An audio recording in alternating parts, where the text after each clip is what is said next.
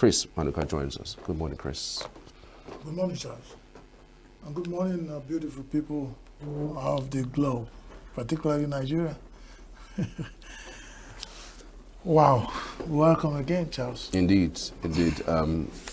Just last day of the month? Yes, it is. It is the last day of the month. But again, one should have been at least celebrating, being in a celebratory mood with our Muslim Ummah. But it's not to be. There's a threat that's undercurrent right now with what has happened in Edo State.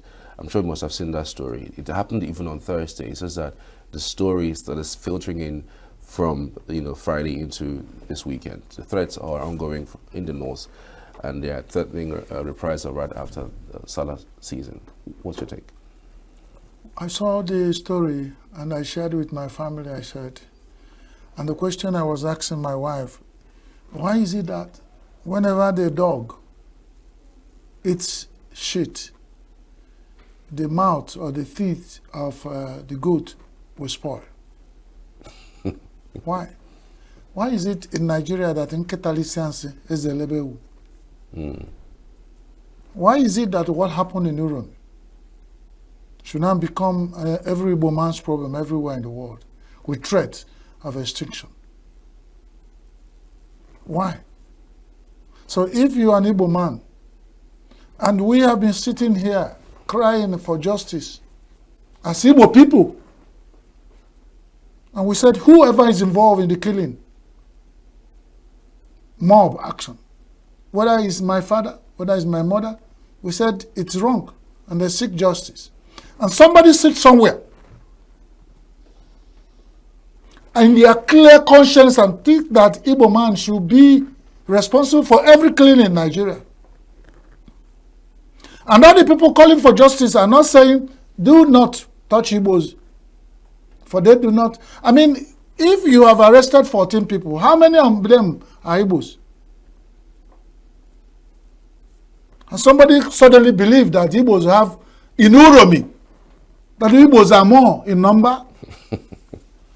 Look, Charles, there are certain things that are happening in this Nigeria that at times, I personally, having worked in the media for 40 years, have always preached wrestling. And call our people and say, look, there's no need of perpetuating wickedness, of kill me, I kill you. Let's start having peace. But every time those people will come back to you and say, you are asking us not to do anything. Look at what people are doing. Like joke, you will be here. You will start hearing that people are being killed up north. For what happened in Uromi. And the people that are being killed, it's always the Igbos. How? No, where's the justice? And the story is making around the security forces in Nigeria are not thinking about anything. They're not even responding to it. And we have been here in Nigeria, these things happen like this, and the Igbos are killed. And I remain an Igbo man, proud one. So meaning, if I do not think about it, or talk about it, or cry about it, that will be my tongue. It's the highest level of injustice, marginalization. For whatever reason, I don't know. We will say, what did the Igbo man do for being in Nigeria? It's not good. So we stop crying about the people who have been killed. We stop crying about people who are talking about justice, like everybody is talking about it. We now face with the issue of thinking about that the next people that we kill will be Igbos.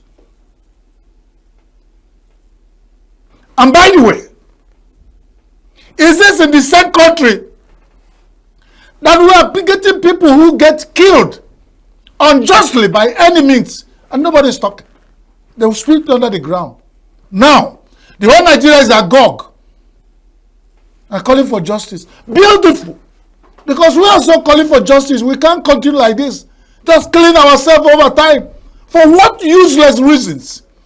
Stupid reasons. Nigerians, every Nigerian life does not want anything anywhere again. We are suffering hunger and hardship. We are suffering terror, banditry. We are suffering known and unknown government. We are suffering kidnappers, ritual killers. And then we come back and turn against ourselves over nothing. Nobody. All the Igbo people were among the first to condemn killing in Uromi. But they, at the end of it all, are they going to receive threats. You know, I've said it here one time. There was one time one popular broadcaster, whoever he is, has threatened the Igbos and said so many things against the Igbos. I came out, a lot of people came out defending. Listen, only a tree we hear that he will be killed and sit one place. And I'm sure Nigerian security forces are here listening and hearing that the Igbos have been threatened. And eventually, nobody is saying, don't. And warn about the implications, because Igbo man is totally, for more indication, what they are, the reasons they are giving us. Somebody somewhere will go and commit one crime. Instead of facing the criminal, you will turn it tribal or religious war. This is madness. This is not acceptable in this modern society. And we'll talk about it. This is the same country where you come and see some people said, allow us to go and be our own nation. You will not say we are one Nigeria. You will be here not supporting such thing. Is this what will continue? And we will be here confused? There is something somebody said, and he said it in Igbo. If you want to kill the ram, if you don't want to kill the ram, release him from the rope. Let him go. What is this idea? I mean, it's annoying. It is worrisome. It's annoying. Because I know in Nigeria, the Igbos are everywhere. So, and they pursue their own business. No matter how difficult it is, they become resilient and want to be in Nigeria and work for what they will eat. We have said it. If an Igbo man is involved in criminal act, he should bear the blunt. But for God's sake, let this thing that is going on in Nigeria, let us begin to stop it. Otherwise, what we are telling the Igbos, and clearly by body language or directly, is that they are not part of this nation. Some people are just mooting the idea and it's making round and round, and people are coming and threatening that after the Ramadan we have been celebrating with them here, that they'll begin to kill us. That's how the word my wife used. And I was like, I cried. Is this country where I will sit back and I have children? Their destiny, they don't have freedom to pursue their destiny in a free and fair Nigeria. They're just because they are stigmatized. Once you're an Igbo. For what? It's becoming annoying and it makes me want to cry at any time. Why? Is it not enough? For how long can this continue? Why are they fighting a useless war? And they want to declare war against Igbos, so that if the Igbos want to wipe them out, if they can defend themselves, but all these secret wars against Igbos is not acceptable anymore. Not to anybody who has blood and running his veins, because we are not animals, we are not trees that you go to after threatening or killing. Not just killing. My father told me, if anybody threatens to kill you and he makes move to kill you, if you don't want anything to do, swallow your life in your stomach. Do anything. It may get to that point, but God forbid. Stop threatening the Igbos. The Igbos also, wherever you are, if you commit crime, you bear the blunt. Don't let every man bear his own. Whatever sin you commit, what any man saw, whether you are Igbo, Hausa, Yoruba, anything, 400 tribes in Nigeria, you bear the blunt. Let nothing be stigmatized and transferred to anybody. It is not acceptable. If we are clearly talking about one Nigeria, otherwise, let us go back to the drawing board and settle this. It is not working out again. These threats, it's not working. And I know I'm shouting and crying like this. If nobody hears me, the world will hear me. That we are talking about, mourning about people who are killed. And the next thing is done. That is my tribe is being threatened. For what? As the killers? As people who are from that part of Nigeria? The governors of the state are meeting. They know the town where these things are. The Igbos in their quest to occupy Nigeria has not gotten to that point and said that particular town, Uromi, It's not an Igbo city. Has nothing to do with it being a part of areas the Igbos are saying is their nation. So what's the basis? And somebody came out and say the Igbos occupy Uromi more. What a blatant lie. Let them send the population commission to Uromi along the tracks. You know how the brothers from North Nigeria occupy? Anywhere there's major road leading to their own side of the world, that's where they occupy. You go to Uromi, you hardly know you would their cities or towns that are existing in this part of you would think they are northern Nigeria, because the Hausas and Fulanis are occupying throughout that land. Why should somebody turn around and say Uromi? That Igbos occupy Uromi more? And they occupy the highways where this thing happen, or are they in the market selling their goods? Let's call a spade a spade. Because this is how it starts. And you will see it. You will still see it. God forbid. But this is how it starts. You will be here and you will hear the result of this happening. What for? What for? Where is our humanity? We are crying that people committed this dastardly act, taking laws into their hand. Now it's going to turn back. Even among those who cry more for that sin, others have kept quiet. And that's what happened in Nigeria. Over time, injustice of mob killings. Everyone who keep quiet, they want to know which tribe that killed. The lady that was stoned in the school in Kano, under religious guise, where are the people who killed that girl and stoned her? The 4 students that were killed in Port Harcourt, Alu 4. What happened to them? Where are the people who killed them? What happened to them? People are being killed every day. Now, we are not doing what we are supposed to do. And we left that. Every Nigeria is crying for this. Beautiful. Maybe the killing of this number of young people who are traveling, whether they are hunters or not, I don't want them. Whatever they are, they don't deserve to die without being fairly tried. So whoever got involved in that mob action is wrong. So, and we got somewhere and they said some people have been arrested.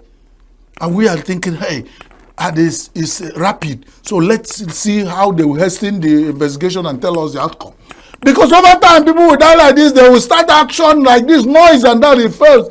Maybe this is the point in Nigeria where if somebody kills, there will be a lot of noise make, and people will come out to get the people who are the perpetrators to bear the blunt of that. But two of us cannot go into the bush to pursue in the name of hunting. Then suddenly you turn around and say, my legs look like that of an animal. What it means is that I'm not safe with you. The question is, are the Igbos safe in Nigeria? We call ourselves one Nigeria. And it's slighting the Igbo man bear the blunt. There will be national election. Igbos are killed in Lagos. They swept it under the ground and it's going well. Because they come out and say, this is what we want to do. It's an offense. They want the Igbos to exist in Nigeria, roll around. And when they are suffering this marginalization, this threat of extinction, nobody is talking about it. Igbos. Everywhere you go, Igbos.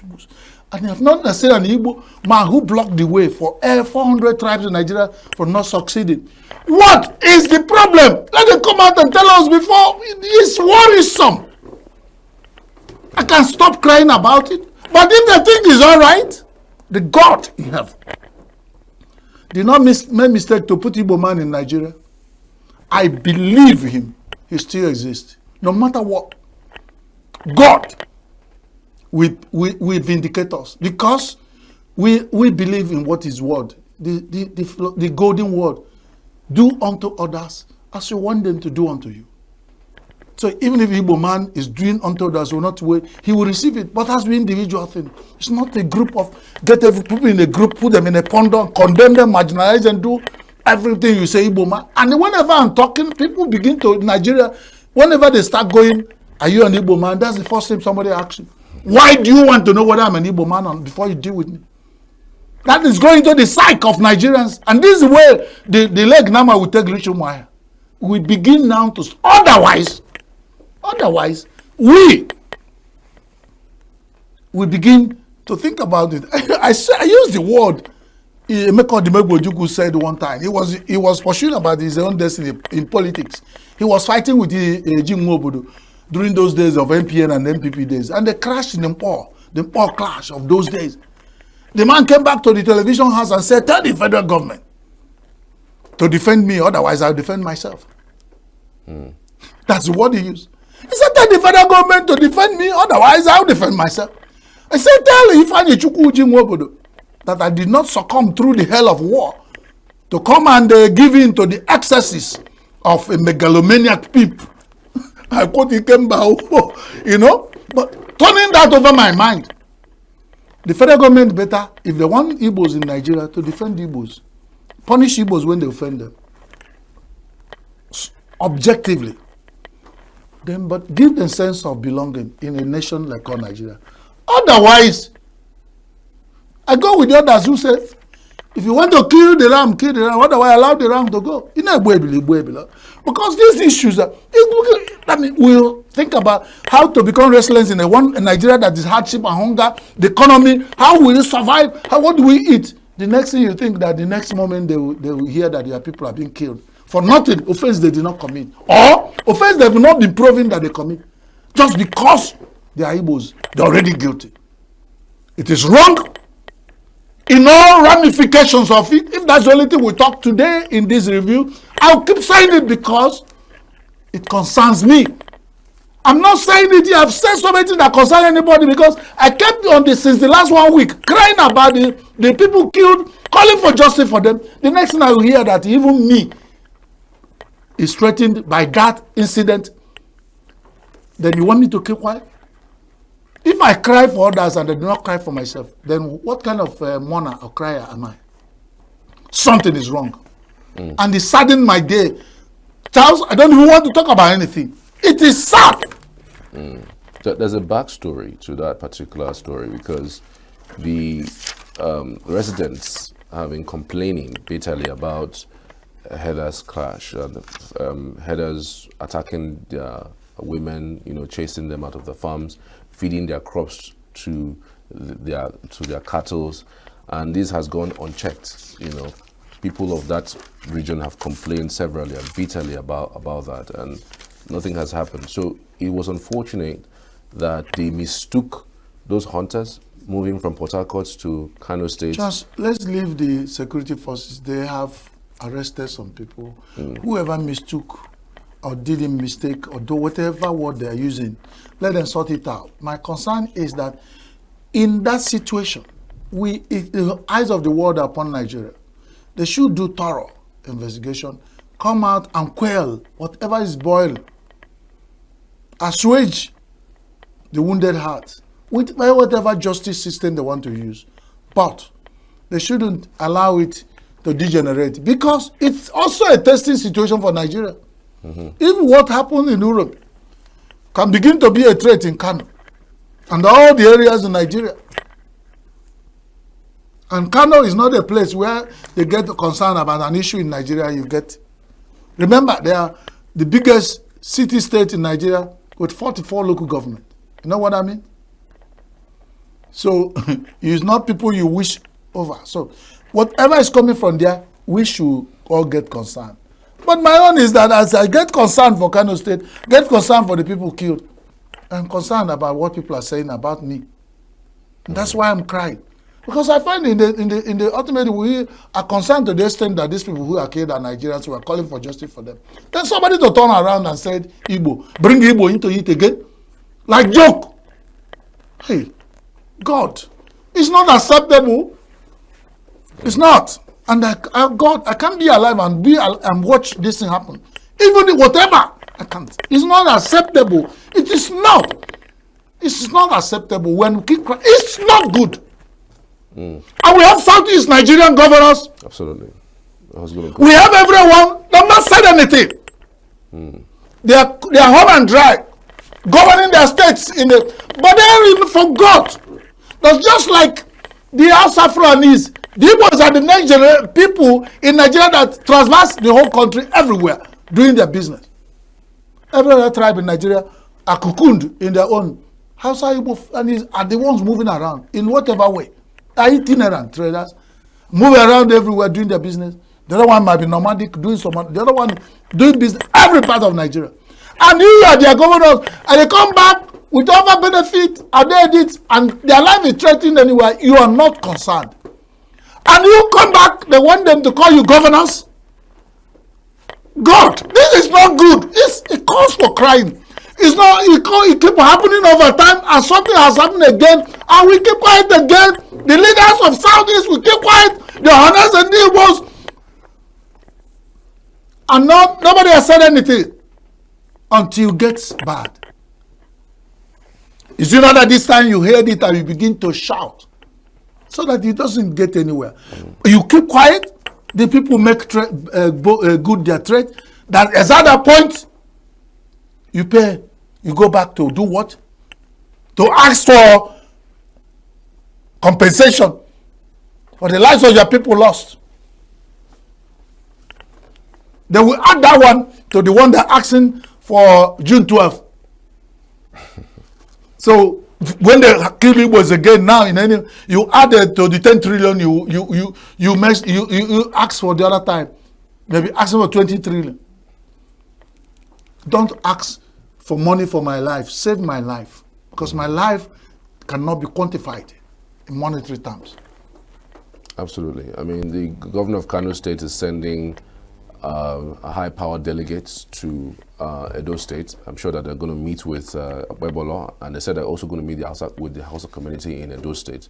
I don't know to what extent that would solve that problem. This is what we expect to be happening. Instead of some people sitting down to, if you get there, even if you call for profiling of the people who get involved in this killing, let's find out what happened. Let's sort it. Even if what happened, from what happened to how to get it solved, that kind of high delegate. How does it? The Emir of Kano is calling for justice, the governor delegates, and the meeting.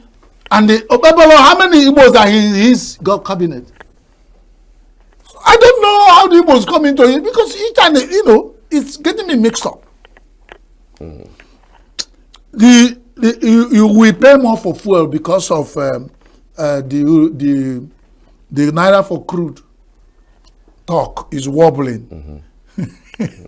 I told you, they are coming back to tell us to prepare again to go back to status quo ante. Whatever that means. But then, that is the same thing. So the idea is to increase the crude to Dangote so that Dangote will not be able to reduce the price of fuel. No, Dangote is already here to stay. If you give him crude, in dollars, he will give you the price of his refined product in dollars. If you give him in naira, he give you the price of that in naira. What chicken now? Case closed. What are you going to blame Dangote for? Even NPCL get their own, because they are the ones, they are the judge and the jury in their own case, so they get the crude. In whatever naira they think or choose themselves, they can give themselves in cephas. Give to them, in shillings and pennies. But they give to decide what they give other people within Nigeria. What the idea is that they have clearly want to tell us that they want to take the fuel price back. So after Bubu, they might now skyrocket to 500,000 or they say 5,000 per liter, because that's all this thing is taking us. So the Bubu that it came down to 900, 855, 899. The boys say whether you buy it or not, and then the next thing is 2,000 per liter, and we begin there to struggle again. That's all this thing is all about. Otherwise, let them come back and tell us otherwise. Why else? You get somebody in naira, crude in naira, and the things have not been solved. Yeah, we have not gotten price of fuel down because importers want to kill import. Everybody want to keep importing things, and then you now want to, oh boy, things are none. Well, Nigerian boxer who died in Ghana, we mourn him because so many issues did not even remember us to mourn. May the soul of that boxer rest in peace. He was trying to get Nigeria fame. And we've not seen Nigeria talking about that and mourning him. It's just in small corners of the newspaper. Right. They're telling us about the boxer who died in Ghana. That's the much you can get. But God bless Nigeria. All right. Again, some of the headlines that we saw over the weekend was quite scary. In fact, I started from there and said this might lead us into some chaos, because the headline was 16 northern travelers ambushed by residents of Uromi. Other headlines were vigilante killed 16 northern, travelers. So when you see that kind of headline as a northerner, you tend to start thinking that southerners are killing northerners. So as journalists, we need to be responsible with what exactly that we're writing. I mean, they are Nigerians and they are Nigerians. If some persons have committed crime against a Nigerian, they should be held responsible, not trying to have some ethnic coloration with our write-ups. Thank you so much, Chris Maduka, for your time. We truly appreciate it. Thank you, Charles. Thank you, Charles. Save Nature TV. News in your pocket.